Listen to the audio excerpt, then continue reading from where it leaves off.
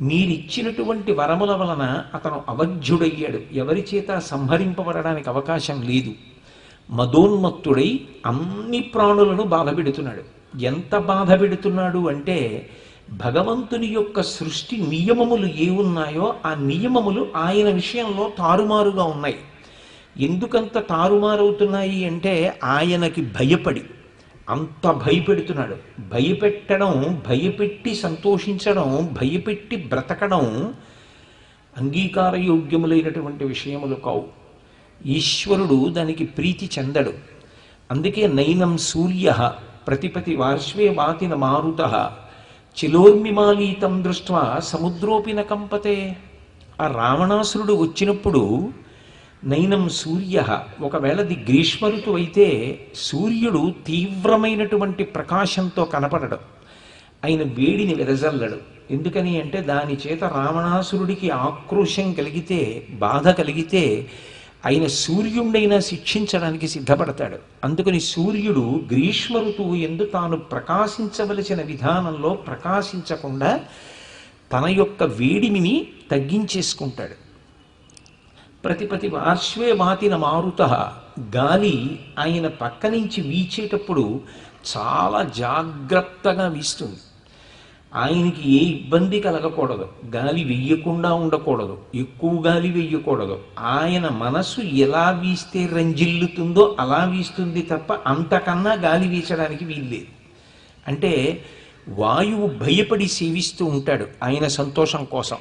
ప్రతిపతి పార్శ్వే వాతిన మారుత చిలోర్మిమాలీతం దృష్ట్వా సముద్రోపిన కంపతే.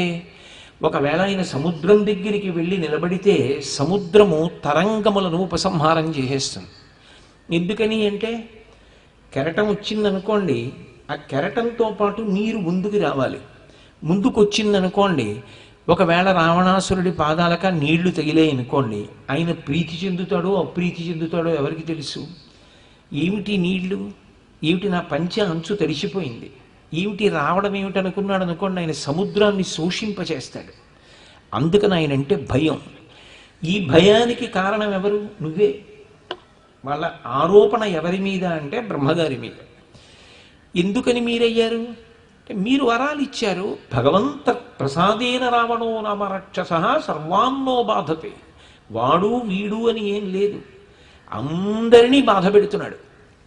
ఇంత బాధ పెడుతున్న వాళ్ళల్లో మేము కూడా ఉన్నాం. ఇవాళ మా అదృష్టవశాత్తు వేరొక ప్రయోజనం కోసం మేమందరం ఇక్కడ సమావేశం అయినప్పటికీ మీరు వచ్చారు. మీకు కాకపోతే ఎవరికి చెప్పుకోం మా కష్టం, అందుకని మీతో చెప్పుకుంటున్నాం. ఈ రావణాసురుడు అనేటటువంటి రాక్షసుడు ఎలా మడిచిపోతాడు అసలు? అప్పుడు తప్ప లోకమునకు భీతి పోవడం ఉండదు. మీరు ఇందులో ఒక విషయాన్ని గమనించాలి. ఆయన పంచభూతములను కూడా బాధపెడుతున్నాడు. అంటే సృష్టి నియమములను ఈశ్వరుడు ఏవి రూపొందించాడో ఆ నియమముల ప్రకారంగా భూతములు కూడా ప్రవర్తించడానికి జంకుతుంటాయి రావణాసురుడి విషయంలో. బ్రహ్మగారి వరముల వలన సంప్రాప్తమైనటువంటి పరాక్రమము, బలము, తేజస్సు, వీర్యము, శౌర్యము ఏ ఉన్నాయో అవి లోకాన్ని బాధ పెట్టడానికి పనికొస్తున్నాయి. అంటే లోకాన్ని బాధ పెట్టడం అంటే అవి ఎందుకు భయపడతాయి? తమ ధర్మాన్ని తాము నిర్వర్తిస్తే ఒకవేళ అది రావణాసురుణ్ణి బాధకి కారణమవుతుందేమో. రావణాసురుడు బాధపడడానికి వీల్లేదు.